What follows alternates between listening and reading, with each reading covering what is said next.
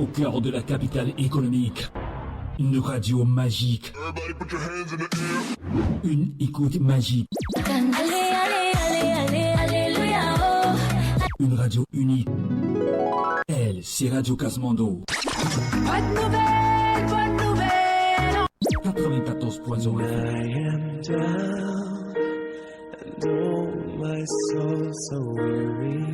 Tu es découragé, tu es démotivé, tu es déprimé, tu n'en peux plus. Ce que tu veux, c'est tout laisser tomber, tout abandonner. Tu as besoin que quelqu'un t'écoute. Tu as besoin d'être soulagé. Tu veux trouver des réponses à tes préoccupations. Eh bien, l'émission À l'épreuve de la foi est là pour toi. Il est la lumière du monde. J'entends dire ça et là que... À l'épreuve de la foi, c'est cette émission d'écoute, c'est cette vitrine qui te permet de te libérer de tes angoisses, de tes peines et de tes soucis. À l'épreuve de la foi. Tous les jeudis, entre 18h et 19h30 sur Radio Casmando. 94.0 FM.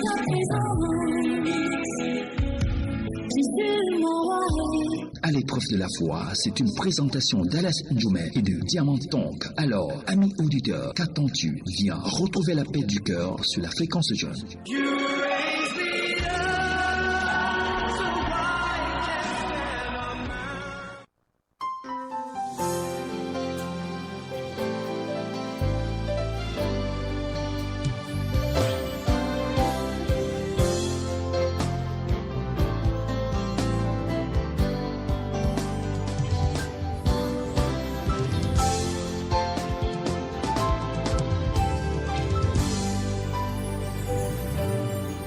Shalom, shalom, peuple de Dieu. Nous sommes très heureux, amis et auditeurs, de vous retrouver encore ce soir dans votre émission À l'épreuve de la foi. Je suis Christine Mokodi et je suis très heureuse de vous retrouver pour un nouveau moment d'édification et de lumière, ainsi que de vérité. Ce soir, nous abordons un thème essentiel pour tout croyant. Il s'agit bien sûr de l'importance de la discipline spirituelle au quotidien. Vous savez, prier, méditer la parole, jeûner, adorer, veiller, garder son cœur, ce sont là des pratiques qui fondent une vie stable, une vie victorieuse, une vie sensible à la voix de Dieu. Et il faut bien savoir que sans discipline, la foi se fragilise et avec la discipline, elle s'affermit et produit des fruits visibles. Alors, pour nous éclairer, nous recevons un invité que vous connaissez déjà parce que sa voix vous est déjà familière. Ses enseignements, ma foi, vous édifient et vous élèvent chaque jour. C'est d'ailleurs notre objectif semaine après semaine. Il s'agit de l'apôtre Patrick Nkenyi. Patrick Nkenyi, bonsoir et bienvenue. Bonsoir Christine, merci. C'est un plaisir d'être avec vous encore ce soir. C'est une grâce aussi de pouvoir servir l'Éternel et de pouvoir servir les auditeurs. Voilà, merci beaucoup. On est accompagné d'Ismaïla Tagemchi qui va assurer la mise en onde et la réalisation de ce programme. Vous savez, on ne va pas déroger à la règle. On commence toujours ce programme en le plaçant entre les mains du Tout-Puissant qui nous a permis d'être là ce soir et la personne qui a les mots juste pour les placer où il faut pour être en communication directe, j'ai envie de le dire comme ça, avec le Seigneur Jésus. C'est bien l'apôtre qui va nous conduire dans ce moment de prière, d'ouverture de ce programme. Père éternel, nous te disons merci pour cette grâce, pour se renouveler encore, pour le souffle de vie déjà, pour Ismaël que tu as gardé, pour Christine et pour moi-même, et pour les auditeurs que tu as gardés en vie encore. Merci Père. Nous prions que ce soir tu nous éclaires comme tu sais le faire, que tu nous révèles les secrets qui sont cachés, afin que nous puissions découvrir, au travers de cette découverte, que nous puissions grandir, et puis au travers de ce processus, que nous puissions nous affermir en toi. Père, je prie surtout pour celui et celles qui ont besoin de cette parole, afin que tu disposes leur cœur, pour les familles qui sont à l'écoute maintenant, qui sont connectées par la radio, que tu disposes les cœurs, pour recevoir de toi, afin qu'il y ait une transformation et également la lumière de la parole de Dieu au travers de nos vies, dans nos vies et pour le monde. Au nom de Jésus, nous t'avons prié. Amen. Amen. Merci beaucoup, apôtre, d'avoir planté ce décor par cette prière. On rappelle aux auditeurs qu'ils ont la possibilité de nous appeler pour poser les questions, pour apporter une contribution à ce programme, vous pouvez le faire par appel direct ou par SMS au 692 05 26 43 653 81 22 44. On vous a dit, on parle de l'importance de la discipline spirituelle au quotidien. Comment faire, quelles sont les astuces qu'il faut avoir de manière quotidienne, quelle est cette intimité, comment y parvenir même à avoir une intimité avec Dieu au quotidien quand on sait qu'on est dans un monde où il y a beaucoup d'épreuves, il y a beaucoup de choses qui ont tendance à nous éloigner de Dieu. Comment parvenir à être en parfaite communion avec le Seigneur? Eh bien, c'est ce qui va meubler les échanges de ce soir. Mais rassurez-vous, c'est pas encore le moment de plonger de plein pied dans ces échanges-là. On va encore prendre une autre rubrique de ce programme, c'est Instant Louange sur la radio, et on aura donc 3 chansons à écouter ce soir, si Ismaïla me confirme que c'est ça, voilà. Donc c'est ça, et la première chanson qu'on va écouter, c'est celle du chanteur MKG, entendez My God's Good, voilà. Le titre c'est Notre Histoire, et bien chacun de nous a une histoire à raconter, c'est pour cela qu'on vous invite à rester scotché, certainement la vôtre nous intéressera ce soir, mais pour l'instant, on écoute, on se retrouve juste après. Instant louange. Instant louange. Tout de suite et maintenant. Instant louange. Instant louange. Au bien-aimé éprouvé, Ésaïe 61:1 nous dit: Jésus notre rocher a été envoyé pour guérir les cœurs brisés. Amen.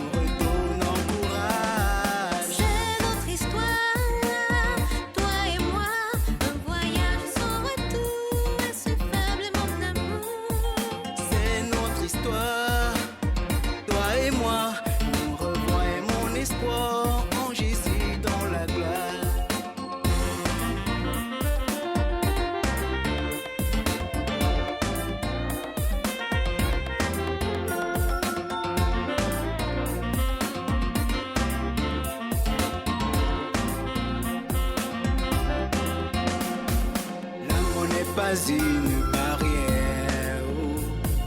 Dieu écoute toujours nos prières. Nous sommes de passage sur cette terre. Notre affiliation à Christ nous libère. L'amour n'est pas une barrière. Dieu écoute toujours nos prières.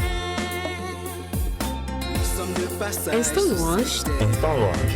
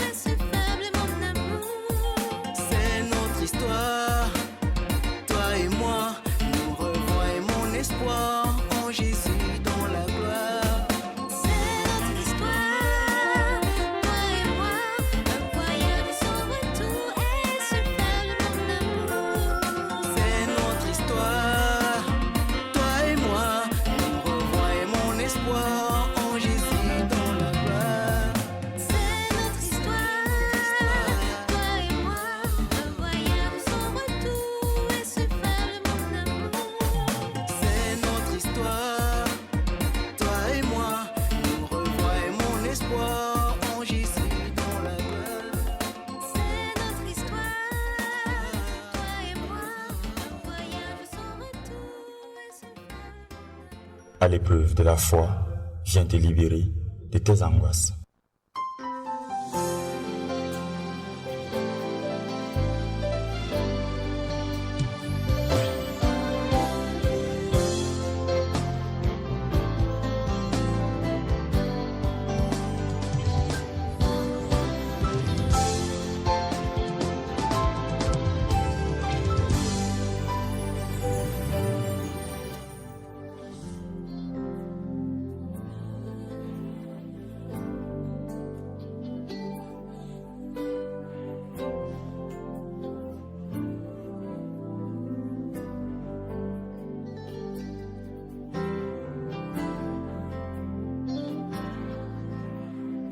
Eh bien, c'était notre histoire du chanteur MKG, My God, My King's Good. Voilà, c'est un chef-d'œuvre typiquement camerounais. J'espère pour vous que vous avez apprécié. Et si vous voulez en savoir davantage, vous pouvez vous rendre ici même à la maison de la radio Kasmando, située au carrefour Kasmando, voilà, au carrefour éponyme, ou alors nous appeler au 6 96 20 99 81. Pourquoi pas, ça pourrait vous intéresser. On va quitter le chanteur MKG pour nous envoler sous d'autres cieux. On va écouter cette fois-ci la très belle Deborah Lukalo dans le titre God is Good. Et oui, le Seigneur est bon, le Seigneur est merveilleux. On se retrouve juste après. C'est toujours Instant Louange. À l'épreuve de la foi, viens te libérer de tes angoisses. Instant Louange. Instant Louange.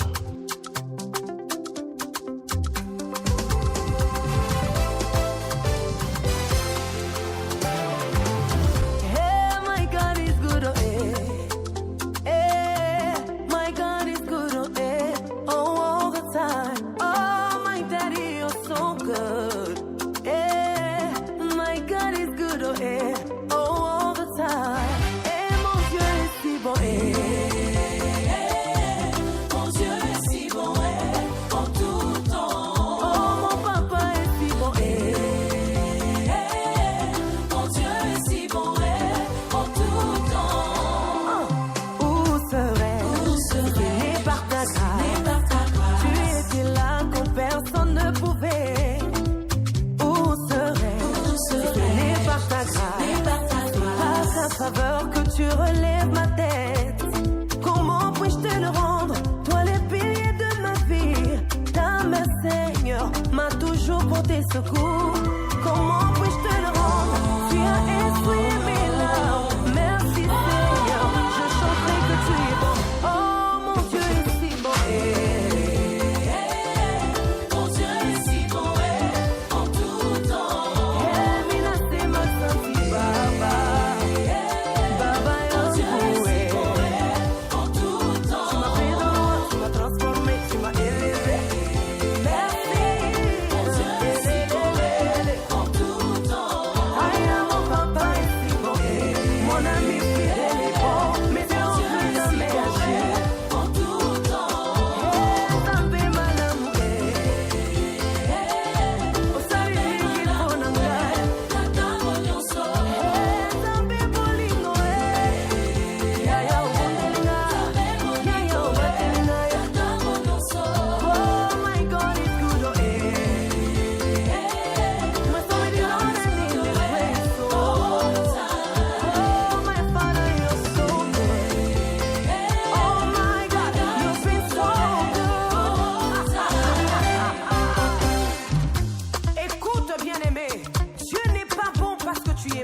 Instant Louange. Instant Louange. Alors tous ensemble nous allons chanter. Si tu n'avais pas veillé sur moi, où serais-je, Seigneur? Are you ready? Are you ready? Let's go! Si tu n'avais pas veillé sur moi, où serais-je, Seigneur? où serais-je, Seigneur? Oh oui, tu es bon. Aïe, aïe, aïe. Si tu n'avais pas veillé Si sur tu n'avais moi, pas veillé sur moi, où serais-je, Daddy? où serais-je, Seigneur? Oh oui, tu es bon. Si tu n'avais pas veillé sur moi, Si tu n'avais pas veillé sur moi, what in a photo? où serais-je, Seigneur? Oh oui, tu es bon. Daddy, shy, if you didn't watch out.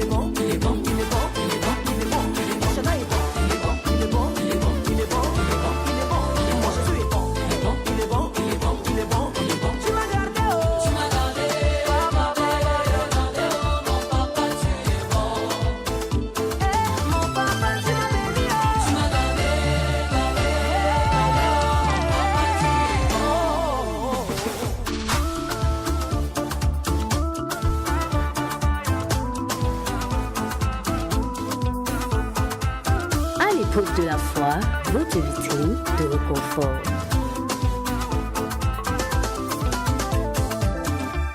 À l'épreuve de la foi, viens te libérer de tes angoisses.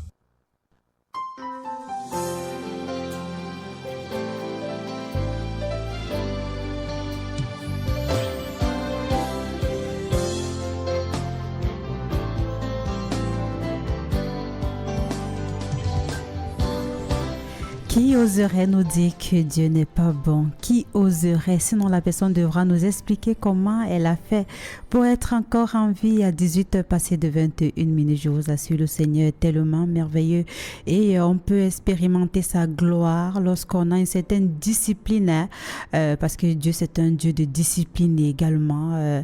C'est la raison pour laquelle on a choisi ce thème aujourd'hui pour vous, pour nous également. Et merci encore à l'apôtre Patrick Nkeni qui est là ce soir pour nous édifier à propos par rapport à ce qui concerne le jeûne, la prière, la méditation de la parole de Dieu.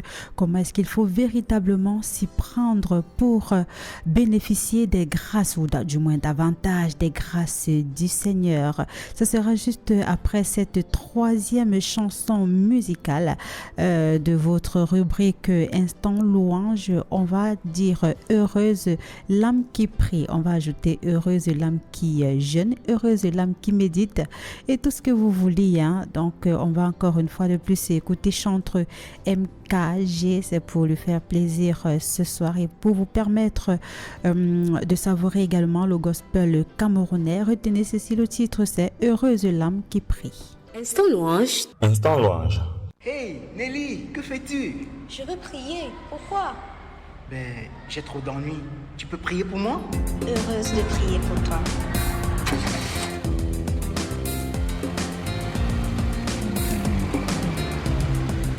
Heureuse l'âme qui prie. Elle est comme un roseau au milieu d'un courant d'eau. Heureuse l'âme qui prie. C'est une colombe bénie. L'âme qui prie est celle qui vit. Heureuse l'âme qui prie. Elle est comme un roseau au milieu d'un courant d'eau. Heureuse l'âme qui prie. C'est une colonne bénie. L'âme qui prie est celle qui vit. Elle n'a pas de saison, ne vit que d'oraison. Combat dans la discrétion, avec détermination. Ah, sa persévérance révèle qu'avec audace, la foi soulève les montagnes. Heureuse l'âme qui prie. Elle est comme un roseau au milieu d'un courant d'eau. Heureuse l'âme qui prie. C'est une colonne bénie. L'âme qui prie est celle qui vit. Heureuse l'âme qui prie. Elle est comme un roseau au milieu d'un courant d'eau. Heureuse l'âme qui prie. C'est une colonne bénie. L'âme qui prie est celle qui vit. Heureuse l'âme qui prie. Pour tous les affligés, elle sera consolée. Ah, toutes ces nuits sont pas faites pour dormir. Pour elle, prier est un art. Heureuse l'âme qui prie. Elle est comme un roseau au milieu d'un courant d'eau. Heureuse l'âme qui prie. C'est une colonne bénie. L'âme qui prie est celle qui vit. Heureuse l'âme qui prie. Elle est comme un roseau au milieu d'un courant d'eau. Instrument au berger, au pasteur qui prie, qui intercède pour les frères et sœurs. Instrument à tous ceux qui s'épanouissent en Dieu pour les autres. Alléluia.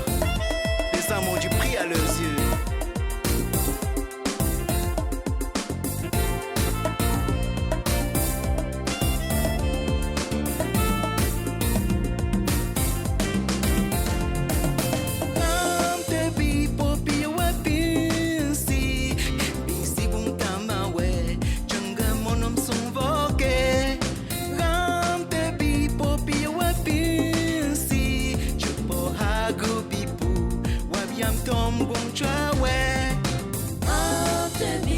popie wopisi. Bisi guntama we, chunga monom sonvoke. Ante bi popie wopisi. So hagu bipu, wabiam tom guncha we gamta. Ante bi popie wopisi. Bisi guntama we, chunga monom sonvoke. Ante bi popie wopisi. So hagu bipu, wabiam tom guncha we heureuse, l'âme qui prie. Elle est comme un roseau au milieu d'un courant d'eau. Heureuse, l'âme qui prie. C'est une colonne bénie, l'âme qui prie est celle qui vit. Heureuse, l'âme qui prie. Heureuse l'âme qui prie est celle qui vit. Heureuse, l'âme qui prie. Elle est comme un roseau au milieu d'un courant d'eau. Heureuse, l'âme qui prie. C'est une colonne bénie, l'âme qui prie est celle qui vit. Heureuse, l'âme qui prie. Heureuse l'âme qui prie est celle qui vit, Heureuse, l'âme qui prie.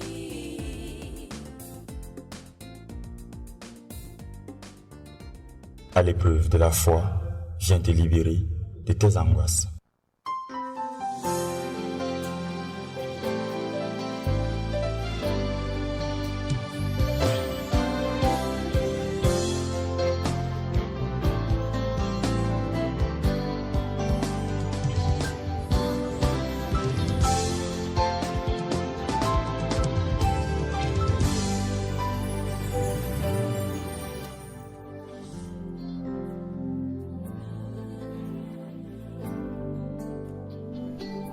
Le décor ainsi planté, nous entrons actuellement dans le cœur du sujet de ce soir, à savoir l'importance de la discipline spirituelle au quotidien. Quelles sont les attitudes à avoir chaque jour pour avoir une vie assez rangée spirituellement parlant? On est toujours en compagnie de notre invité semaine après semaine à nos côtés pour nous édifier sur différentes thématiques. Nous sommes toujours en compagnie de apôtre Patrick Kenny pour cette autre édition de votre émission à l'épreuve de la foi qui, on vous rappelle, vous donne la possibilité de réagir par SMS ou par appel direct au 692 05 26 43, encore 653 81 22 44. Une fois de plus, pas de trop peut-être. Apôtre, bonsoir. Bonsoir Christine, bonsoir à tous les auditeurs qui sont connectés. Bonsoir spécialement à ceux et celles qui nous suivent depuis le début de l'aventure. D'accord. Donc c'est un plaisir d'être là, comme je l'ai dit. J'espère que je pourrai être une aide, j'espère que je pourrai être utile encore ce soir. Apôtre, il n'y a pas d'espérance qui tienne. Vous êtes utile semaine après semaine. Aux côtés de vous, moi personnellement, j'apprends beaucoup. Amen. Et je suis sûre que les auditeurs également apprennent beaucoup. On parle de la discipline spirituelle, son importance. Il faut définir la discipline spirituelle. Qu'est-ce que c'est selon vous?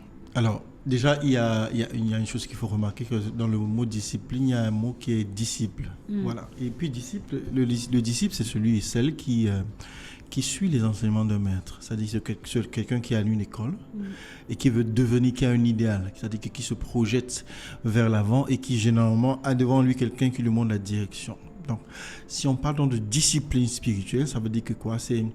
En réalité, c'est l'ensemble des prérequis ou bien des demandes que pose l'enseignement du maître sur nous. C'est-à-dire que pour que nous puissions réussir. Donc, quand on parle de discipline spirituelle, c'est l'ensemble des demandes, des exigences que nous donne ou bien que nous impose l'enseignement de notre maître. Les exigences que nous devons nous appliquer pour pouvoir réussir. Dans le sens de réussir comment? Réussir dans la vision qui nous est présentée. Parce que par exemple, quand on va à l'école séculière, c'est pour avoir un diplôme qui nous permettra à la fin de pouvoir nous insérer dans la société, dans la vie active. Maintenant, quand on est disciple de Christ, c'est pour avoir l'idéal de Christ en nous. Colossiens chapitre 1, il dit Christ en nous 27, Christ en nous l'espérance de la gloire. Donc le disciple, c'est celui qui veut ressembler à Christ. Maintenant, la discipline, c'est l'ensemble donc de ces exigences qui lui sont proposées ou bien qui lui sont imposées afin qu'il puisse effectivement ressembler à Christ.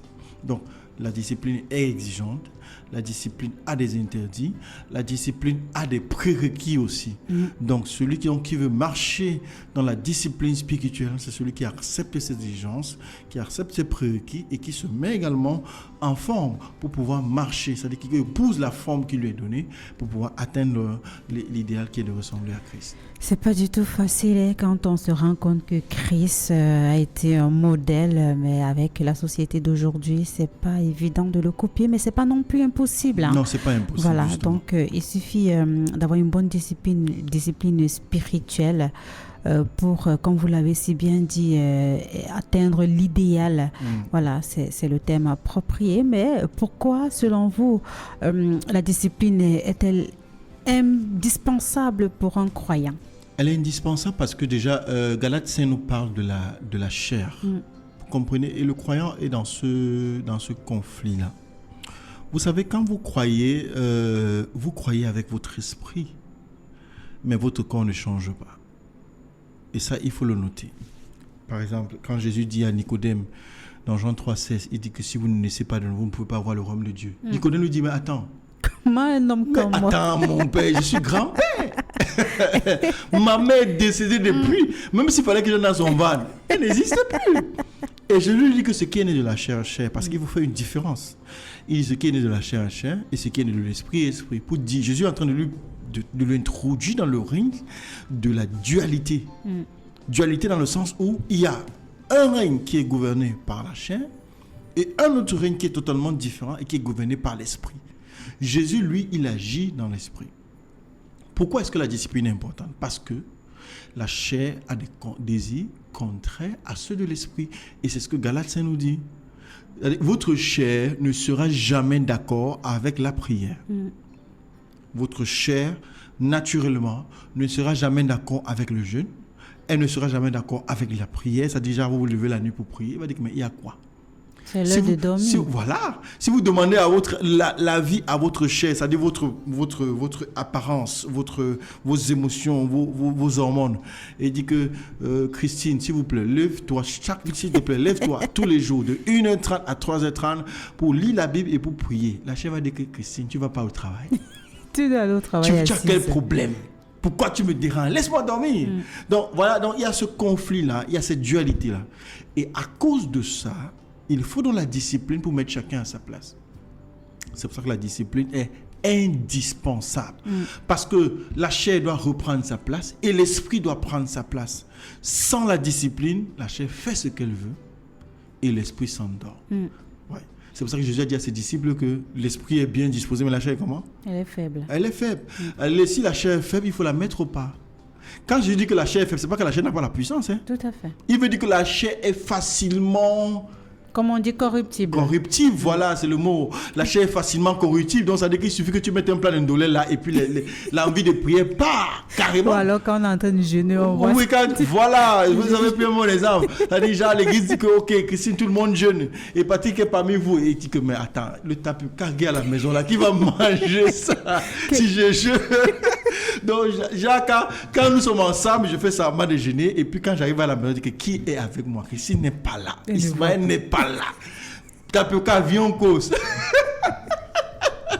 Parce que la chair est faible, vous voyez, donc elle est facilement corruptible. C'est parce que la chair est facilement corruptible que il faut donc la discipline pour pouvoir la mettre en place. Il faut aussi la discipline pour réveiller l'esprit, parce que l'esprit aussi s'endort facilement. Il faut le réveiller, il faut le maintenir en éveil. C'est pour ça que Jésus a dit que veillez et priez. Vous voyez, parce que c'est pas seulement la chair, l'esprit aussi a un problème, c'est qu'il s'endort.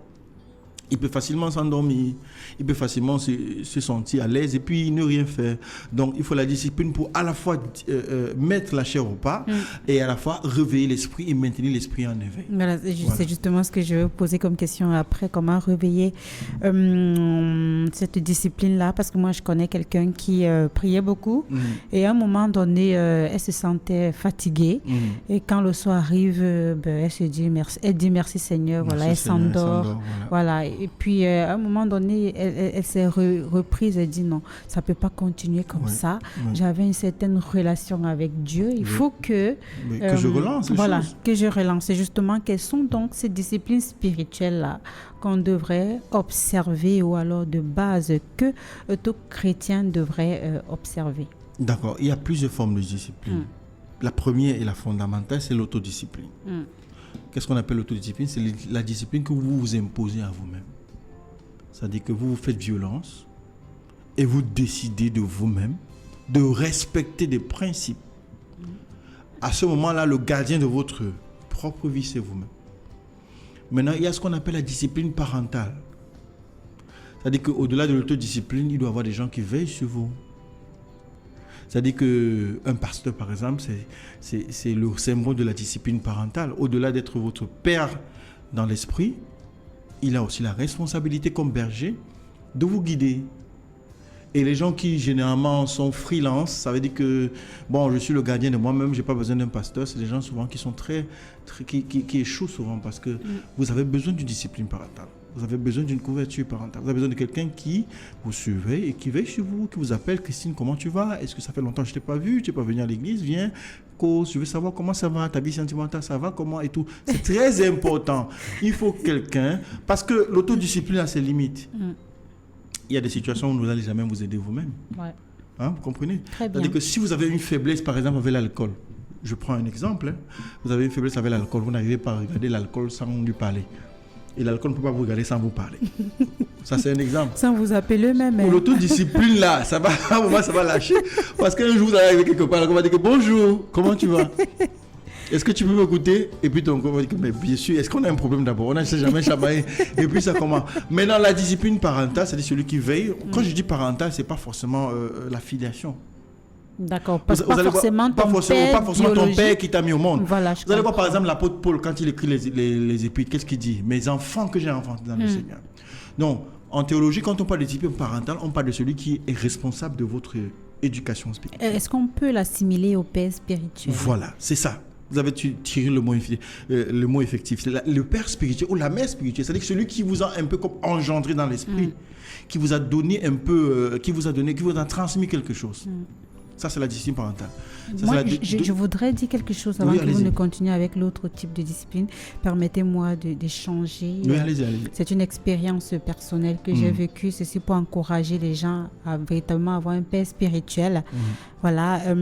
J'ai passé beaucoup de temps, je n'arrivais pas à trouver un boulot quelque part. Et puis, je me disais, ça n'allait jamais arriver. Je me suis rapprochée d'un homme de Dieu, d'un père spirituel qui m'a tenu, qui me conseillait beaucoup, qui me mettait en période de jeûne, qui me donnait des versets et chaque fois que je l'appelais, qui me conseillait, qui me disait fais ci ou ça. Et je vous assure aujourd'hui, c'est mon père spirituel. Voilà, justement, c'est ça. C'est ça le travail. Et c'est ça le rôle de la discipline parentale. Vous accompagnez là où vous êtes limité. Vous comprenez? C'est vrai qu'il faut toujours l'autodiscipline, mais aussi la discipline que j'appelle discipline parentale, c'est un peu comme une couverture qui cache vos faiblesses et qui vous fortifie là où vous êtes faible. Après ces disciplines, formes de discipline, il y a ce qu'on appelle la discipline collaborative. Je vous explique. Quand la Bible dit que si ton frère a commis un péché, va et reprends-le. S'il ne t'écoute pas, va prendre un autre frère et parlez-lui ensemble. Quand je parle de discipline collaborative, ça veut dire que c'est la discipline de groupe. C'est pour ça que c'est important de ne pas être isolé. Vous pouvez aussi avoir un parent spirituel et avoir des gens qui sont des collaborateurs spirituels, c'est-à-dire des amis, des frères qui partagent la foi avec vous. C'est important parce que parfois le parent spirituel, il en a peut-être 200, il en a peut-être 300 et il n'est pas toujours disponible. Mais quels sont ceux qui sont le plus disponibles? Vos amis, votre cercle d'amis. C'est pour ça que, il y a un proverbe qui dit, dis-moi avec qui tu marches, je te dirai jusqu'où tu veux aller. Tu peux aller. C'est le choix des amis est très important. Il faut des amis qui vont vous aider à vous discipliner et qui vont vous surveiller. Parce que si on ne vous surveille pas, Désolé, toute personne qu'on ne suivait pas se perd, même s'il est un expert. Vous comprenez? Très bien. Même si vous êtes un expert, si on ne vous suivait pas, vous allez vous perdre. Parce que, pardon, je ne sais pas ce qui se passe aujourd'hui. Pardon, excusez-moi, auditeur, j'ai eu un chat dans la gorge. Il va sortir au nom de Jésus. Amen. Toute personne qui ne peut pas être dans un repère, pas se perdre. Le repère, c'est qui? Ce sont vos frères. On dit, il est doux, il est bon pour les frères de demeurer ensemble. Vous comprenez? C'est-à-dire que c'est là que Dieu déverse sa bénédiction. Donc, cette discipline, je l'appelle collaborative parce que tu es mon aide et je suis ton aide. Vous comprenez? Ça fait partie de la discipline spirituelle également. Les frères en Christ, votre groupe par exemple de la chorale, ce sont vos frères. Ils sont dans votre cercle d'amis parce que dans la semaine, vous avez souvent des réunions avec eux. Vous partagez vos peines. Par exemple, vous allez voir par exemple une femme arriver et puis qui est avec les membres de sa chorale. Et puis, je donne un exemple parce que j'aime bien enseigner avec les images. Elle arrive là et puis elle a un chagrin d'amour parce qu'avec son mari, ça ne va pas à la maison. Et pendant que tout le monde chante, on se rend compte qu'elle est triste. Et puis vous allez voir que ses amis, la chorale, vont dire non, arrêtons. Notre soeur X ne va pas bien. Qu'est-ce qui ne va pas, ma soeur? Vous savez, je ne va pas bien avec mon époux, on s'entend pas. Mais est-ce que tu as essayé ça? Est-ce que tu as essayé ça? Alors, on va prier pour toi.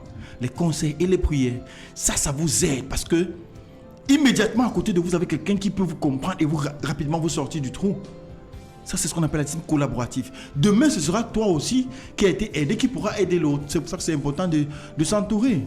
Ceux qui disent que vraiment il vaut mieux vivre seul, c'est pas il ne vaut pas mieux vivre seul. Je dis pas qu'il faut être mal accompagné, mais c'est jamais bon d'être seul. Comprenez? Après la discipline collaborative, il y a une discipline qui est semblable à elle. On l'appelle la discipline de couple. Discipline de couple, ça veut dire que quoi? Ça veut dire que l'époux est le gardien de son épouse et l'épouse est le gardien de son époux. C'est pour ça que je vous dis toujours, avant d'entrer dans le mariage, soyez les meilleurs amis. Parce qu'il y a des choses que seul votre époux peut voir et votre épouse peut voir. Et ceux qui sont dans le processus des fiançailles, qui sont vraiment dans des fiançailles solides, seul votre fiancé peut voir. Parfois, le père spirituel rate. C'est-à-dire, vous avez un souci, il ne peut pas voir. Vos amis ne peuvent pas voir. Mais votre conjoint ou votre futur conjoint, il va voir que non, ma fiancée a un problème. Viens. Il y a quelque chose qui ne va pas. Depuis 2 jours, je te vois déprimé. Ou mon épouse a un problème. Parlons de cette chose qui te dérange. Et ça, c'est très important. Donc, c'est pour ça que j'encourage les mariés à être d'abord des amis. Ce n'est pas faire les enfants et après vous avez fait les enfants, chacun regarde le nord, pendant que l'autre regarde le sud, l'autre regarde l'extrême nord. Il y a ce problème-là parce que quand vous avez fait il y a 5 enfants, bon, elle m'a donné 5 enfants, elle m'a combien donné quoi? Pardon, donne ma nourriture, je mange. Non, ce n'est pas comme ça que ça marche. Votre épouse est plus que celle que vous cuisinez à manger. Votre épouse est le premier gardien de votre âme. Le premier gardien. C'est pour ça qu'en réalité, une bonne épouse, quand le mari rentre, elle ouvre son sac. Apôtre. Non, je vous dis, je vais vous expliquer pourquoi. Il y a son salaire là-bas. Non, attendez, c'est pour ça qu'on parle d'amitié. Parce que si vous êtes déjà des amis, il n'y a pas de tabou entre amis. D'accord. C'est parce qu'on a donné le mythe du mariage que comme l'on rentre, vraiment, il ne faut pas les enfants, quand l'on rentre, l'enfant, il fuit. Et c'est papa, c'est sa voiture, tout le monde entre, il fait comme s'il dormait. C'est comme on a vécu dans l'enfance là. Bon, on ne veut pas que les autres enfants vivent ça. Et vraiment, parents, écoutez-moi très bien.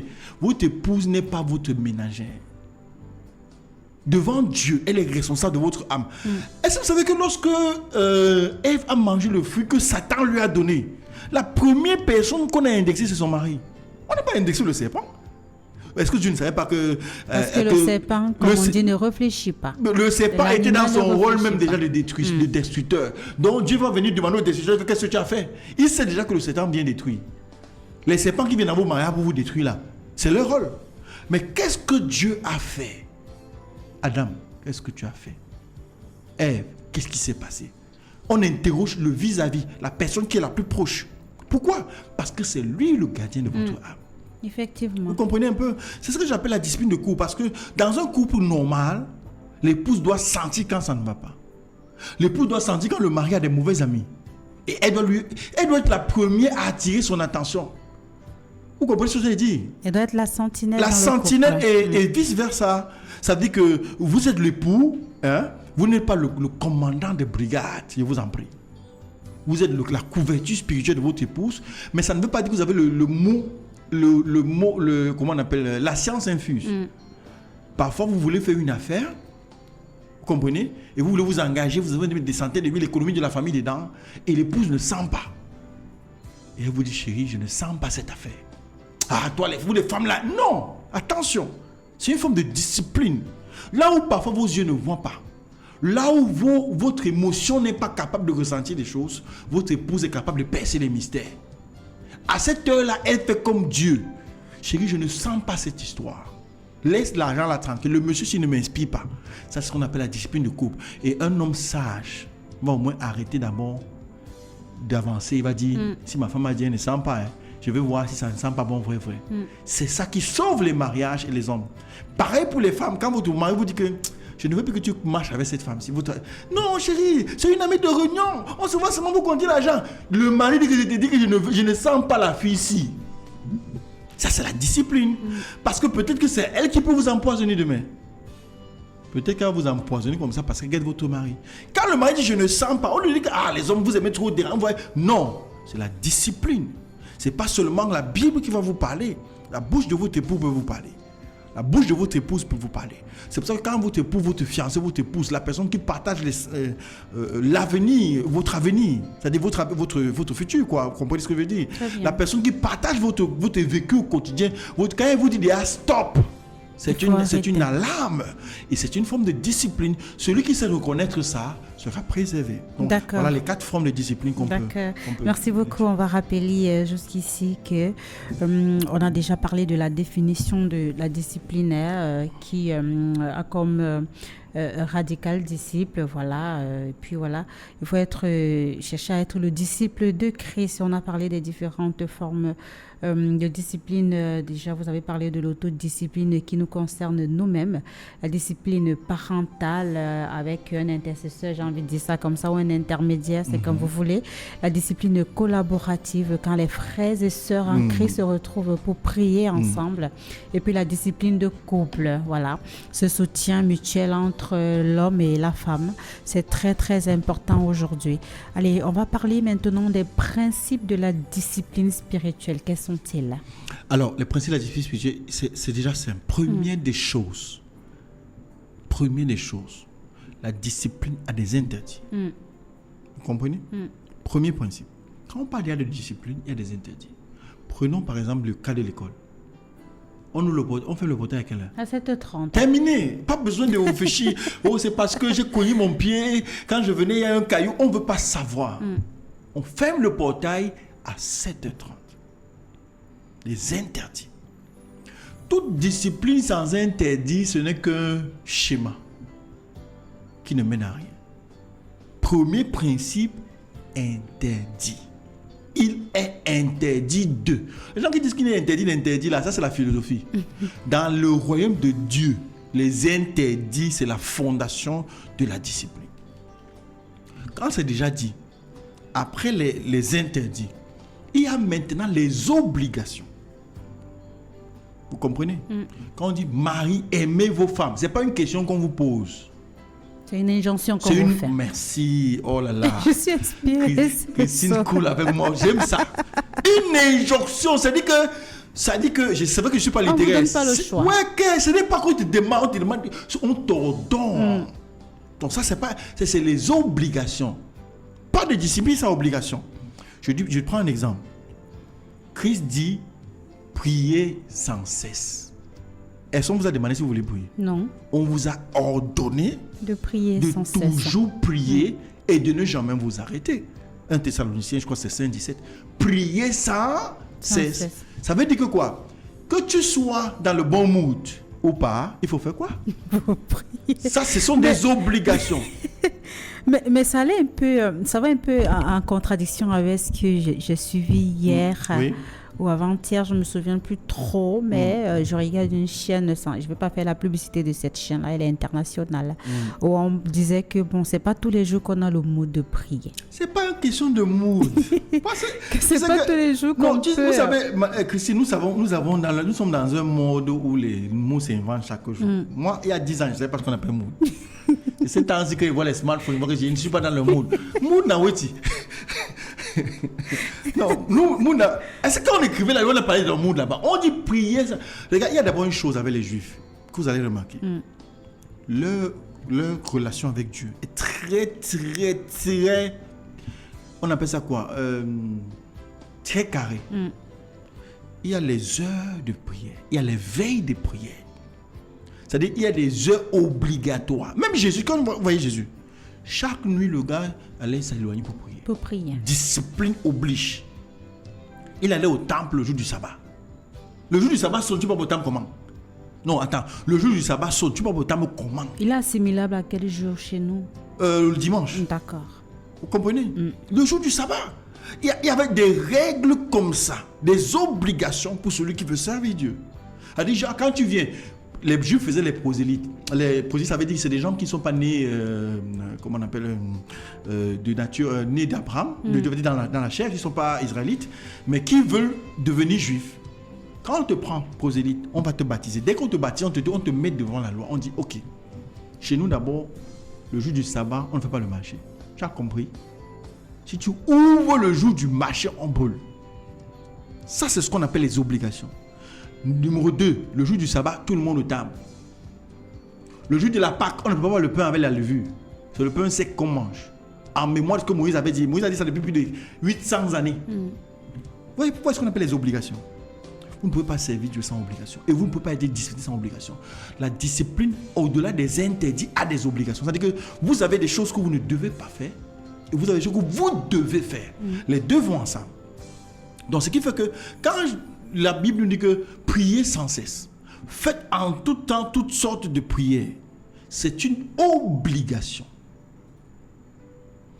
Psaume 1, Psaume 23. Heureux celui qui ne marche pas selon les conseils des méchants, qui ne s'assied pas ainsi de ceux qui plouvent son plaisir dans l'ordre, qui la médite jour et nuit. Obligation. Donc, vous êtes obligé de lire la Bible autant de fois que possible. Vous êtes obligé de prier autant de fois que possible. Si vous ne voulez pas une obligation, vous ne pouvez pas être discipliné. Vous comprenez? Tout à fait. C'est parce qu'il y a des obligations qu'on parle de discipline.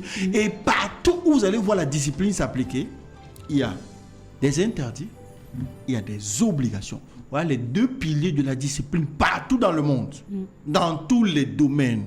Interdit, obligation. Interdit, obligation. Maintenant, pour compléter, quand on parle de discipline, qu'est-ce qui constitue la discipline? Il y a ce qu'on appelle les récompenses. Ça veut dire que la discipline, ce n'est pas seulement là pour... vous allez par exemple voir à l'école, on va dire, on ouvre le portail on fait le portail à 7h30, on l'ouvre à midi, ou je ne sais pas moi, quelle heure on l'ouvre, et on dit, les élèves ne sortent pas. C'est-à-dire, les élèves ne sortent pas de leur classe avant telle heure, et à la fin, on prime le meilleur élève. C'est ça, non? Tout à fait. Donc, dans la discipline, il y a des principes. Il y a interdit, il y a obligation et il y a récompense. Vous allez voir, Jésus-Christ, même quand il dit celui qui gagne sa vie, perd sa vie, à cause de moi, la retrouvera. Non seulement sur cette terre-ci, au centuple, mais après dans la vie éternelle. Donc, il ne se limite pas à vous dire que je vous interdis, je vous oblige, mais il y a des récompenses. Donc, voilà les trois choses qui constitue la discipline. D'accord, merci beaucoup. On va marquer une pause pour prendre la réclame après avoir été édifié sur les principes de la discipline spirituelle qui repose sur les interdits, les obligations et surtout les récompenses. Moi, j'aime bien cette partie-là, la dernière. Après l'effort vient le réconfort. Voilà, c'est ce que ça veut dire. On se retrouve juste après ceci pour la suite de ce programme. Kasmando FM, la pub. Ce que t'as dit sur moi ça m'a touché. Trop facile les choses à... Fatigué des parcours tout tracés, marre de rêver en regardant des défilés, vous avez une âme de créateur qui bouillonne, une passion pour le style qui vous anime. L'école internationale de haute couture et design du CISCAFRAD vous ouvre ses portes pour faire de vous un véritable maître de l'élégance. Marquez votre style, apprenez la couture, le modélisme, le stylisme, devenez un génie du patron et un visionnaire des tendances. réinventer l'artisanat. De la chapellerie sophistiquée à la décoration d'intérieur qui fait rêver, nous vous donnons les clés pour exceller dans des domaines où la créativité est reine. Entrez dans l'industrie. Formez-vous avec des professionnels qui ont fait leurs preuves. Nos formations ne sont pas juste des cours, ce sont des tremplins pour le succès. À l'École internationale de haute couture et design, vous pouvez vous former en 3 ans pour le cycle standard et en quelques mois seulement pour la formation à la carte. Notre rentrée des formations aura lieu en octobre 2025 et les places sont précieuses. Située derrière l'hôtel Royal Palace, cette école changera votre vie. Appelez-nous au 699 38 97 83 677 44 65 45. Venez vous former et changer votre vie. C'est Caprade, une formation, un métier, un avenir.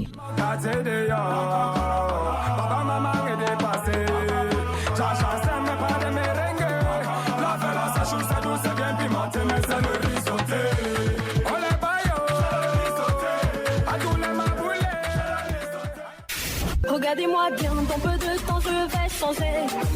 Regardez-moi bien, dans peu de temps tout va changer. Et oui, tu es jeune diplômé au bar, tu as des difficultés à trouver un travail, deviens ton propre patron en te formant CAFRAD. Le CAFRAD t'aide à avoir un métier et à créer ta propre entreprise à travers les formations suivantes: élevage de poulets, élevage de poissons, informatique et bureautique, digitalisation, make-up, électricité, mécanique auto et bien d'autres à partir de 10 000 francs CFA. Au CAFRAD, tu as également l'opportunité d'être accompagné après ta formation dans les montages du business plan et voir ton projet financé. Vous pouvez t'inscrire.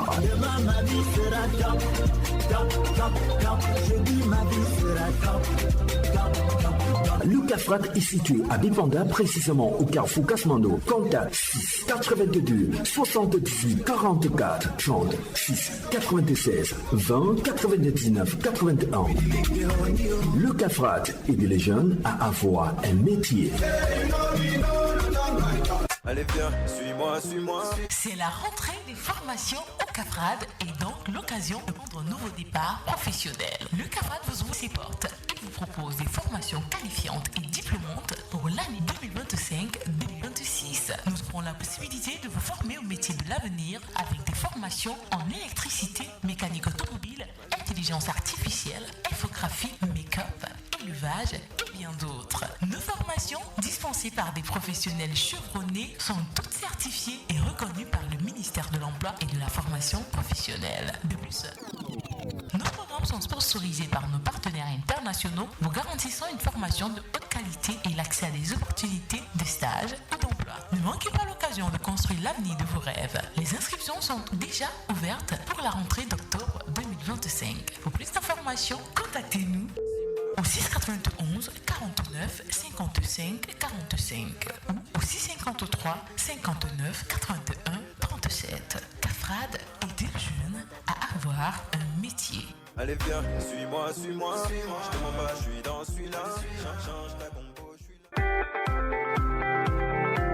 Vous êtes une entreprise, une start-up, une association, un entrepreneur, un artiste ou bien d'autres. Vous souhaitez vous faire connaître votre image de marque et multiplier votre chiffre d'affaires. La radio Kasmando vous offre une occasion en or de communiquer sur ses antennes à moindre coût. Prenez attache avec notre service commercial au numéro suivant: 6 96 20 99 81 6 52 78 95 71. La radio Kasmando est située à Bipanda Kasmando, entre le carrefour Kasmando et le carrefour Pasteur, au premier niveau de l'immeuble CAFRAD. Radio Kasmando, la jeunesse au centre de nos priorités.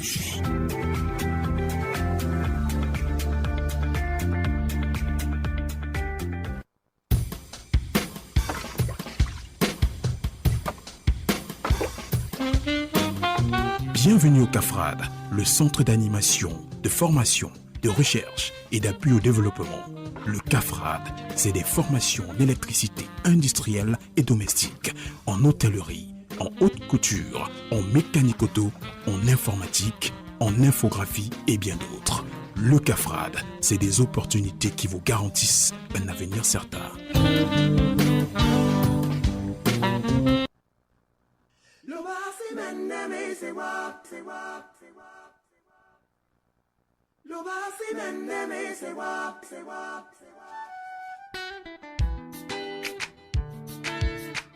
À l'épreuve de la foi, votre vitrine de réconfort.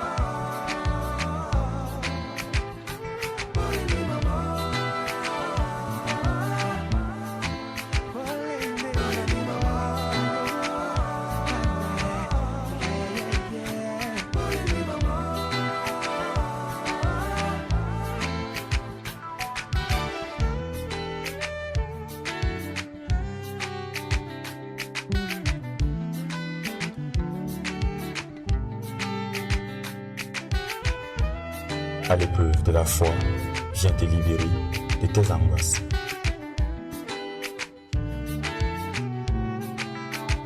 Sometimes I cry because something I've tried. Then you bring your love inside, and it takes away the view of unbelief. By your grace I'm free and forever be yours.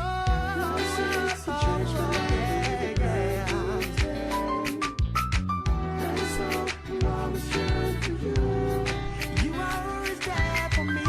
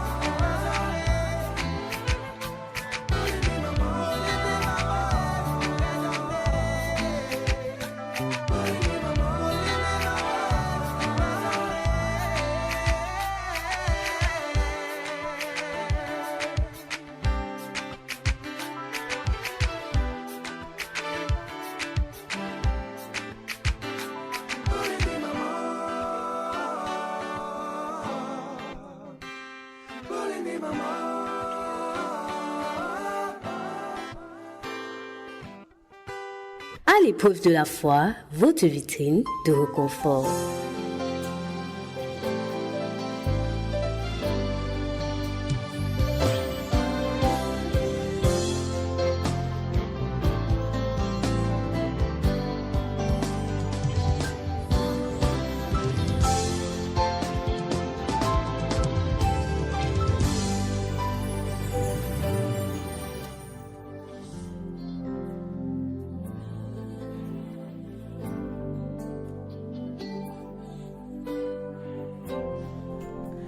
Il est 19h passé de 5 minutes. Si vous venez de prendre l'écoute de la 94.0 FM Radio Kasmando, sachez que vous êtes à l'écoute de votre émission à l'épreuve de la foi et nous parlons de l'importance de la discipline spirituelle au quotidien. Après la réclame, nous avons écouté un très beau titre de Guy Michel Quignet dans le titre Loba Loba, c'est dû en langue douala et dans la chanson, il nous rassurait que le Seigneur ne nous laissera jamais tomber en aucune situation. Il ne détournera son regard de nous. Soyons toujours confiants, mais cela passe par la discipline spirituelle. Nous allons à présent, avec l'accord de notre invité dans ce studio, prendre quelques réactions des auditeurs qui l'ont fait au 692 05 26 43 653 81 22 44. On va prendre la première et puis avoir des éléments. Voilà, on me dit qu'on va enchaîner les deux. On vous prie d'être attentifs. Et nous aussi, question pour nous de vous donner des éléments appropriés à vos différentes occupations. Bonsoir, homme de Dieu. Je suis Mélissa depuis l'immeuble Ormeni Bali. Ma préoccupation est la suivante. Comment mener une vie de prière de manière constante et efficace sans toutefois se décourager vu les persécutions que l'homme traverse? Merci. Bonsoir apôtre, je me prénomme Stéphanie, je vis à l'entrée des Panda 5e rue. Par rapport au thème, mes questions sont les suivantes. Premièrement, connaissons l'importance de la discipline spirituelle au quotidien. Comment la bâtit-on? Et sous quelle base la bâtit-on? Donc, j'aimerais un cas pratique par rapport à la prière. Donc, comment la bâtit-on? Sous quelle base? Et comment même la maintenir? Cette discipline-là. Et deuxièmement, est-ce que la discipline spirituelle rime-t-elle avec la volonté de Dieu? Si oui, comment? Merci.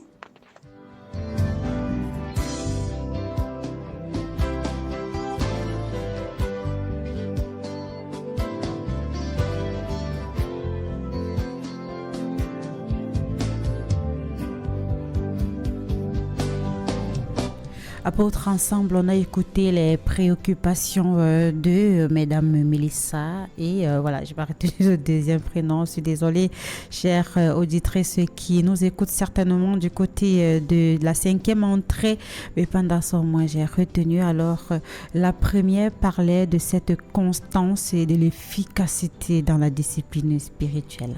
Alors, la question de Mélissa est pertinente parce qu'il y a ce facteur découragement. Parce qu'elle disait comment, avec toutes les persécutions, maintenir le même rythme. Déjà, je veux dire que vous ne pouvez pas tenir sans le Saint-Esprit.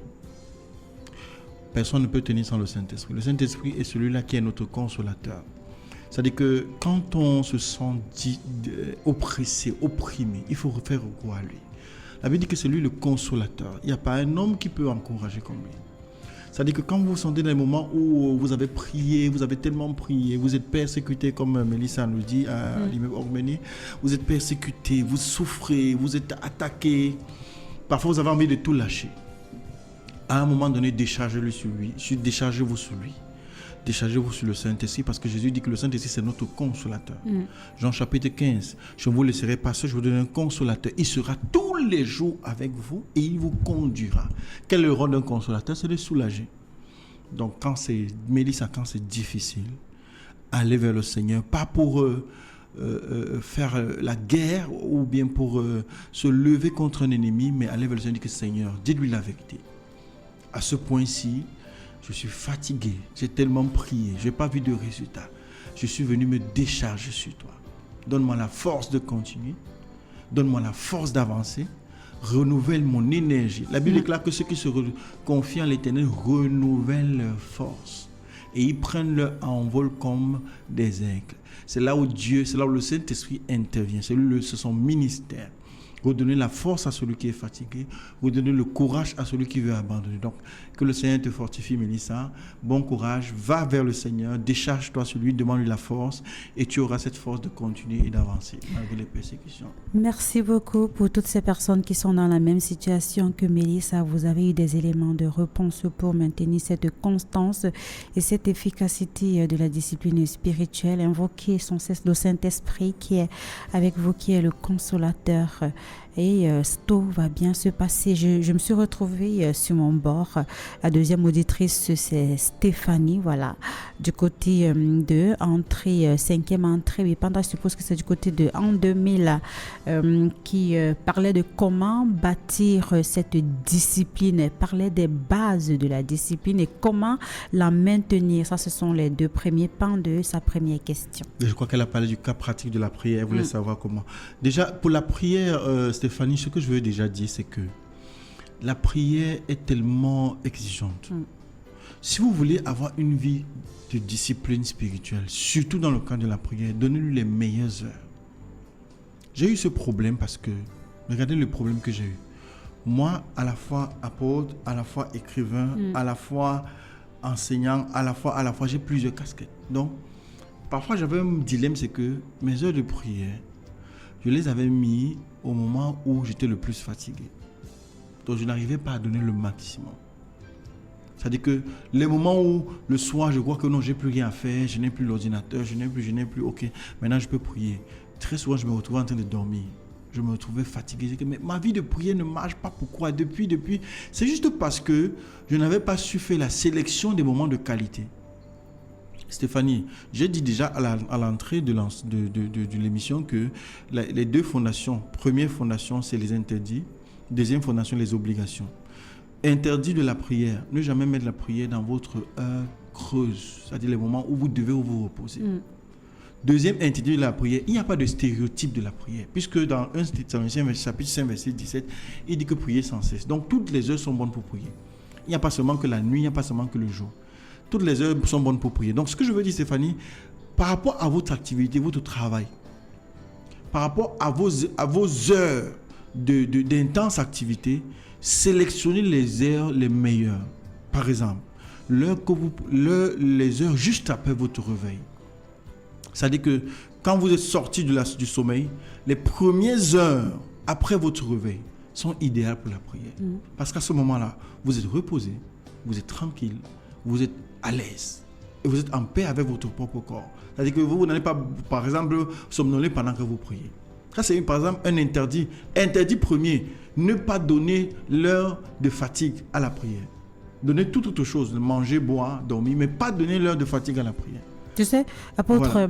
Bon, excusez-moi, vous savez, on a cette habitude-là de toujours prier quand on veut dormir. Je sais. Voilà. Maintenant, Je sais. est-ce que pour une personne, c'est vrai que j'interromps la réponse que vous vouliez donner à notre fidèle auditrice Stéphanie. Est-ce que une fois qu'on rentre du travail, on peut tout de suite prier et après, on peut dormir tranquillement? Là, c'est juste, on va dire quoi? C'est une prière, la prière qui, avant de dormir, c'est comme un réflexe, dit Seigneur, je te remets parce que je vais me coucher, je sais pas ce qui va m'arriver, je te remets mon âme, mais c'est pas le moment de qualité qu'il faut faire à ce moment-là. C'est-à-dire que je parle des moments de qualité. Si vous parlez de discipline spirituelle, c'est que vous parlez des moments de qualité où vous êtes avec Dieu, vous n'êtes pas sous pression, vous n'êtes pas sous la fatigue. C'est pour ça que je dis que les heures où vous voulez déjà dormir ne sont pas idéales pour prier. C'est l'erreur que nous avons fait. Par exemple, on nous a dit qu'il faut prier avant de dormir, mais c'est pas bien. Parce que après, vous avez une journée au travail, Christine. Vous avez toute la journée à la radio. Vous avez sucé tous les clients que vous recevez, tout ça. C'est dans la tête. À un moment de dormir, vous ne pouvez pas être optimal. Donc, vous voyez, interdisez-vous de donner des heures de fatigue à la prière. Si vous voulez vraiment avoir une bonne vie de prière. Par contre, les heures à prendre, les heures de réveil. Il y a des gens qui se réveillent très tôt. Il y a des gens, par exemple, qui se réveillent. Par exemple, moi, à 3 heures, généralement, je ne peux pas dormir 3 heures, pas, sauf si j'ai vraiment porté des charges lourdes. Je ne peux pas dormir que 4 heures pas sans que je n'ai ouvert les yeux. Moi, par exemple. Donc, du coup, quelle est l'heure idéale pour moi? 4 heures, 6 heures. Parce que je sais que quand je me couche, il me suffit d'avoir 4 heures de sommeil bien remplis. Je suis déjà OK. Donc, moi, par exemple, je mettrai un moment de qualité avec Dieu entre 4 heures et 6 heures. Allez, ça me prend... Là, je n'ai pas de pression. C'est calme. c'est tout est tranquille, je prends mon temps de lire la parole de Dieu, de prier, de demander des choses à Dieu, de lui parler, de l'adorer, de lui parler de mes soucis. Avant que le matin ne se réveille, j'ai fini. Et il y a aussi des heures précises, par exemple pour les commerçants. Il y a des gens, les commerçants ont des breaks souvent. C'est-à-dire, par exemple, il ferme sa boutique, il va se reposer, il va manger, il fait une petite sieste pour revenir peut-être à 15h. Les heures de break aussi sont des bonnes heures de prière. Ça veut dire que juste après la petite sieste là, quand vous réveillez, les 30-40 minutes que vous avez là, au lieu de permettre le téléphone, donnez ça à la prière. Donc, voilà les interdits, par exemple, parce que Stéphanie m'a demandé d'être pratique. Pratiquement, voilà ce qu'on peut faire. D'accord. Elle demandait également si discipline spirituelle rime avec volonté de Dieu. Oui, bien sûr, parce que c'est la volonté de Dieu que chacun d'entre nous soit discipliné. Qu'est-ce que Dieu dit? Dieu est esprit. Jean 4, 24. Il faut que ceux qui l'adorent comment? En esprit et en vérité. Donc, du coup, la chair doit se discipliner. Donc, discipline et volonté de Dieu, ça marche. C'est même Dieu qui nous demande de nous discipliner. D'accord. Voilà. D'accord, merci beaucoup. Merci à Mélissa, merci à Stéphanie qui ont réagi ce soir. On espère que vos différentes préoccupations ont trouvé des explications. Dans le cas contraire, vous pouvez nous revenir à 19h passé de 16 minutes. C'est vrai qu'on s'achemine petitement vers la fin de ce programme. On n'a pas véritablement vu le temps courir. Mais on a encore quelques questions qui méritent d'avoir des éléments de réponse. Alors, je voudrais qu'on parle un tout petit peu de la lecture de la parole biblique. Comment devrait-on la faire pour rester en accord avec nous-mêmes et être dans cette discipline-là qu'on recherche tant, spirituelle surtout? Très bonne question. Moi, j'avais un petit défaut quand je ris quand je pense à ça. Vous savez, parfois, quand j'étais encore plus jeune, voilà comment je prenais. J'avais aucune discipline dans l'étude de la Bible. Je prends la Bible comme ça, je frappe. Je ferme les yeux, j'ouvre, pap. Je ne sais pas si ça arrive à quelqu'un. Moi, je faisais ça. Chacun doit avouer. Bon, je pense que je l'ai fait il n'y a pas très longtemps. Quand j'ouvre comme ça, pap, et je mets le doigt, allez, pap. C'est la partie. Dieu, qu'est-ce que tu veux que je lise? Ok. Non, c'est pas la loterie. Donc, moi, je faisais la loterie. Bon, maintenant, pour être objectif, par rapport à la lecture de la Bible, ça dépend de ce que vous voulez. Si vous voulez lire la Bible pour enrichir votre vie de prière, il y a des livres que je vous recommande. Si vous voulez lire la Bible pour approfondir votre connaissance de Dieu, il y a des livres que je vous recommande. Donc, généralement, c'est bien pour ceux qui sont encore débutants d'acheter des manuels. Manuels de méditation biblique. Parce que là, ceux qui sont outillés ont pensé à notre place comment orienter les lectures. Je ne vais pas faire la publicité sur les manuels. On ne fait pas la publicité ici, c'est ça, non? Non, on ne fait pas la publicité. Voilà, allez dans une librairie, demandez les manuels de lecture et d'étude de la Bible. Librairie chrétienne, oui. Les manuels là, eux, ils vous aident en vous donnant le canevas. Il y a des manuels, par exemple, où vous avez un canevas sur les 365 jours de l'année, où vous avez des lectures bibliques suivies et vous avez des méditations bibliques. Ça vous donne la discipline. Ça veut dire que ça vous oblige à suivre le canevas. Si vous suivez ce canevas à la fin de l'année, vous aurez au moins 300 thèmes de la vie courante dans vos doigts. C'est différent de celui qui ouvre la Bible au hasard comme moi. C'est-à-dire qu'il attrape la Bible. Et il y avait la Bible ici. Et puis il dit OK. Bon, comme vous auparavant. Voilà. Comme moi auparavant. Ne faites pas ce que je faisais. Ça vous mène nulle part. Maintenant, pour celui qui ne veut pas forcément s'offrir des manuels, moi je vais donner un conseil. La Bible est plus digeste quand vous la commencez par les évangiles de Jésus. C'est-à-dire Matthieu, Marc, Luc, Jean. Elle est plus digeste. Je vous explique. Parce que les évangiles, c'est le condensé des proverbes, des psaumes et des prophètes. Tout ce que Jésus dit là, c'est le condensé. Donc, si vous voulez comprendre en réalité ce que la parole de Dieu porte comme message, lisez Matthieu, lisez Marc, lisez Luc et Jean. Rien que ça. C'est-à-dire que prenez 6 mois. Ça, c'est le conseil personnel que je donne. Prenez 6 mois, lisez seulement Matthieu, Marc, Jean. Et faites l'effort de lire au moins un chapitre par jour. En 6 mois, vous aurez presque tous les enseignements bibliques dans la tête. Maintenant, il y a des livres spécifiques pour ceux qui veulent apprendre à prier. Si vous voulez apprendre à prier, vous lisez les psaumes. Parce que les psaumes, ce sont des prières. Et ce sont des prières réalistes. C'est-à-dire, c'est des gens qui ont traversé des situations et qui ont mis par écrit leurs prières. Vous comprenez? Ouais. Voilà. Je voudrais qu'on s'apesantisse un peu sur ces sommes-là, parce que toujours dans cette émission que je regardais, on disait qu'il faut s'approprier ces sommes. Justement. Parce que la personne qui les a écrites, c'était par rapport à une situation. Justement, c'est ça. Parce que vous allez voir les sommes comme le psaume 23, vous allez voir les sommes comme le psaume 53. Il y a des sommes où c'est carrément une expérience personnelle que le psalmiste écrit. C'est pour ça que je dis que si vous voulez apprendre à prier, parce qu'il y a des sommes qui sont spécifiques pour des situations. La mélancolie, par exemple, des situations comme la détresse, l'échec, le manque, toutes ces choses-là, des sommes. Les sommes sont un peu comme le sentier qu'on a tracé pour vous apprendre à parler à Dieu. Parce que eux, ils ont parlé à Dieu au travers des sommes et ils ont eu des réponses. C'est pour ça qu'ils ont écrit pour laisser une trace. Vous comprenez? Si vous voulez maintenant avoir la maîtrise de ce que c'est que l'histoire de la Bible, allez dans Genèse. Lisez Genèse, Exode, Lévitique, Nombre, Deutéronome. Si vous voulez avoir un sens plus prophétique, ça veut dire avoir un esprit ouvert qui reçoit des messages de Dieu, c'est-à-dire dans la nuit, qui a des songes, allez dans le livre des prophètes. Allez voir les prophètes, Samuel, 1 Samuel, 2 Samuel, 1 roi, 2 rois. Et maintenant tous les autres prophètes, Isaïe, et ainsi de suite, Ézéchiel. Lisez. Si vous voulez développer votre sensibilité à l'Esprit de Dieu, de telle sorte que dans votre son, dans vos visions, Dieu vous parle. Si vous voulez maintenant être outillé dans le sens où vous voulez enseigner les autres, comme je le fais aujourd'hui, allez dans les épîtres, les écrits que les apôtres ont laissés à partir de l'Acte des Apôtres. Là, vous allez avoir ce qu'on appelle l'enseignement, la théologie chrétienne. C'est-à-dire que, bon, ça c'est pour ceux qui vont étudier à l'école, mais pas forcément. Hein. Vous pouvez par exemple aller dans les épîtres pour pouvoir enseigner vos enfants. Dans l'enseignement, comment on appelle, de la conduite chrétienne à l'église, dans la famille, à la maison, enseignement pratique pour tous les chrétiens, c'est dans les épîtres. Donc on peut disséquer la Bible comme ça en donnant les axes. Mais la fondation, la base pour celui qui veut connaître, pour celui qui veut avoir une relation avec Dieu saine, c'est les évangiles. À partir des évangiles, vous pouvez faire 6 mois sur les évangiles. Et puis après, vous pouvez diversifier selon ce que je viens de vous expliquer. D'accord, merci beaucoup. Apôtre, il nous reste très très peu de temps, mais on va vous poser cette dernière question avant de prendre la prière.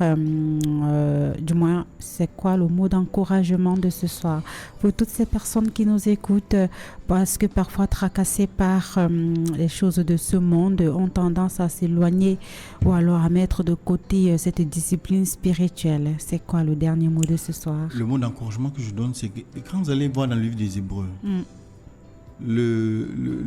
l'apôtre l'a dit, il dit là-bas que Jésus-Christ a été un homme comme nous. Donc il a vécu dans la chair, il connaît ce qui nous dérange. Il a pris la chair. Et la Bible dit que c'est parce qu'il a souffert nos tentations qu'il peut nous comprendre. Hébreux 4,16. Approchez-vous avec assurance du trône de miséricorde afin d'obtenir du trône de grâce, afin d'obtenir miséricorde et être secouru dans vos faiblesses. Donc ce que je veux vous dire, c'est que nous avons tous des faiblesses. Nous sommes tous des hommes sujets à la tentation. Je voudrais dire à mon auditeur qui m'écoute, qui dit que l'apôtre parle tellement, je vais m'en sortir un jour. Mon frère, moi aussi. Je vous ai dit que j'ai ouvert la Bible par hasard. Oui. Moi aussi, je suis passé par là. Nous avons tous des faiblesses. Qui que nous soyons, nous avons tous des faiblesses. Première chose, je ne vous juge pas. Deuxième chose, ne vous jugez pas. Parce que c'est les gens qui se jugent. Vraiment, moi, je suis un païen, non. Comme je parlais à une femme, on dit que non, moi, je suis un païen. Non, madame, on ne dit pas ça. Parce que vous n'êtes pas plus païen que moi. Vous ne savez pas ce que j'ai fait quand je ne connaissais pas Christ. Donc, ce que je veux dire, c'est que nous sommes tous sujets aux faiblesses. Ne vous découragez pas. Ne vous jugez pas. Même si votre vie est calamiteuse, ne vous jugez pas. Approchez-vous vers le Seigneur. Mettez-vous à l'unique que Seigneur. Il faut aussi dire la vérité au Seigneur. Seigneur, je veux bien te suivre, mais la bière ne me laisse pas. Je veux bien te suivre, mais les femmes ne me laissent pas. Ou je ne laisse pas les femmes. Je ne sais pas qui ne laisse pas qui. Mais il faut être vrai. Si vous avez des faiblesses, il faut aussi être ouvert. Quand vous priez, ne mentez pas. Seigneur, vraiment, tout ce que je veux, c'est que tu me bénisses. Non. Seigneur, je veux que tu me délivres de ma faiblesse. Soyez ouverts, soyez vrais. Et sachez aussi qu'en matière de discipline, c'est un pas après l'autre. Vous comprenez? Dieu ne va jamais aller vous demander de jeûner comme l'apôtre Patrick Kenny, par exemple. L'apôtre Patrick Kenny, c'est un responsable d'église. Il y a plusieurs églises sur sa tête. Il y a plusieurs enfants spirituels sur sa tête. À l'étranger, au Cameroun. Donc, je ne peux pas jeûner comme vous. Je ne peux pas jeûner comme vous. À cause de ce que je porte sur moi, les responsabilités que je porte sur moi, je dois jeûner gravement. Parce que quand vous m'appelez apôtre, ça ne va pas. Il faut que je donne une solution. Mais vous n'allez pas dire que comme l'apôtre jeûne 52 jours, par, je ne sais pas moi, tous les 3 mois, moi aussi je vais jeûner. Non. Allez à votre rythme. Le plus important, c'est d'avancer. Ce n'est pas de donner des objectifs. Depuis demain, ça te fait quoi? D'avancer. Si vous avez mis un pas aujourd'hui, faites l'effort que demain, vous avez mis un autre pas. Demain et après un an, vous serez ailleurs. D'accord. Merci beaucoup pour ces paroles riches et profondes. Nous allons maintenant vous demander, apôtre, de prier spécialement pour tous ceux qui désirent retrouver la discipline, la constance et la force spirituelle dans leur quotidien. Père, je te dis merci pour cette émission où tu nous as parlé, où tu nous as bénis. Merci pour Christine, merci pour Ismaël, merci pour moi-même, pour cette équipe que tu as formée pour bénir ton peuple. Je prie spécialement pour nous tous parce que nous avons besoin de toi. Seigneur, fortifie-nous dans nos faiblesses. Seigneur, délivre-nous des plus grosses faiblesses que nous avons et que parfois nous cachons même à nous. Ce péché-là qui nous retient, qui nous empêche de marcher dans ta discipline. Oh Dieu, délivre chacun d'entre nous. Libère chacun de ses faiblesses par le sang de Jésus. Et je prie que tu nous donnes la grâce de pouvoir te suivre. Et pour ceux qui étaient même loin de toi, accorde-leur la grâce de se repentir et de revenir à toi. Et pour les chrétiens même qui avaient déjà rétrogradé, abandonné, qui s'étaient découragés et s'étaient retrouvés ailleurs, ramène-les ce soir, Seigneur, et reconnecte-les à toi. C'est au nom tout-puissant de Jésus que nous t'avons prié. Amen. Amen. C'est ici, chers auditeurs, que se referme cette autre édition de votre émission à l'épreuve de la foi. Mais il est important de retenir une chose, la discipline spirituelle n'est pas une charge, mais c'est une source de vie. Dieu ne cherche pas la perfection, mais la fidélité. Chaque petit pas compte. Voilà, pour ne pas reprendre autrement les mots de l'apôtre qui nous a encore accompagnés ce soir et à qui on dit grandement merci. C'est moi qui vous remercie. Voilà, chers auditeurs, j'étais Christine Okodi à la présentation, accompagnée d'Ismaïla Tagemchi à la mise en onde et à la réalisation. On se retrouve la semaine prochaine. Restez scotché 94.0 FM. Surtout, soyez abondamment bénis.